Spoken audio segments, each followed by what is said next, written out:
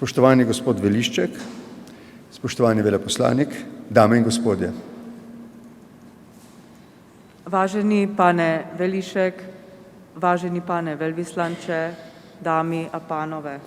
Od srca se zahvaljujem za veliko nagrado Jožeta Plečnika. Z celého srdce děkuji za velkou cenu Jože Plečnika. Kot razumem, se letos podeljuje prvič za državnike, kar je zame velika čast. Pokud jsem pochopil správně, tak se letos uděluje poprvé pro státníky, což pro mě je obrovská čest. Dame in gospodje, Jože Plečnik je bil eden tistih velikanov naše zgodovine, ki je v svojem povezovanju narodov presegel meje svojega poklica in postal symbol češko-slovenskih odnosov. Dámy a pánové, Jože Plečnik byl jeden z těchto osobností, které přesahly hranice svého povolání a stali se symbolem československých vztahů.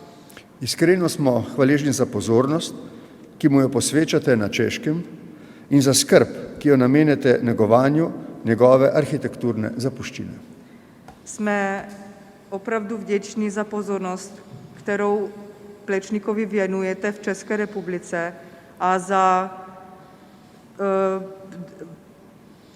péči, kterou věnujete jeho architektonické dědictví. Tudi iz teh razlogov sem se hvaležno odzval povabilu, da skupaj s predsednikom in mojim dragim prijateljem Milošem Zemanom prevzamem pokroviteljstvo nad osrednjo slovesnostjo na Praškem gradu. I z tohoto důvodu jsem byl vděčný a přijal jsem to pozvání, aby spolu s prezidentem a drahým přítelem Milošem Zemanem převzal nebo abych zaštitil tu hlavní slavnost na Praškem hradě. Ekscelenca, dame in gospodje, slovensko-češki stiki imajo več stoletij dolgo in neizmerno bogato zgodovino. Československé vztahy a kontakty mají století dlouhé a velice bohaté dějiny. V 3 desetletjih odnosov med neodvisnima in demokratičnima državama pa smo po moji oceni uspeli zgraditi trdne, zelo prijateljske odnose. A během 30 let vztahu mezi nezávislými, samostatnými a demokratickými státy jsme podle mého pohledu se nám podařilo stavit velice přátelské vztahy. V vsem tem času sem si kot poslanec, predsednik vlade, predsednik državnega zbora in v zadnjih 10 letih kot predsednik države za take odnose tudi sam močno prizadeval in sem hvaležen, da nam je to uspelo.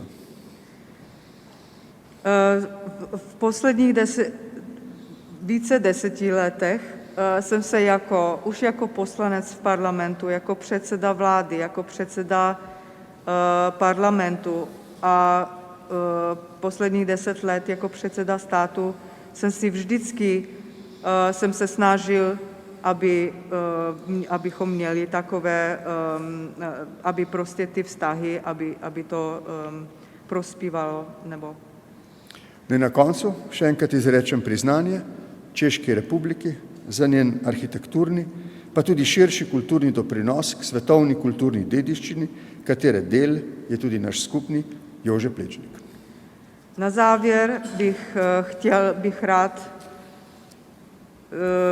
řekl, že jsme velice vděční České republice za její architektonický a i širší kulturní příspěvek k světovému kulturnímu dědictví kterého část je taky náš společný Jože Plečník. Hvala za vašo pozornost. Děkuji za pozornost.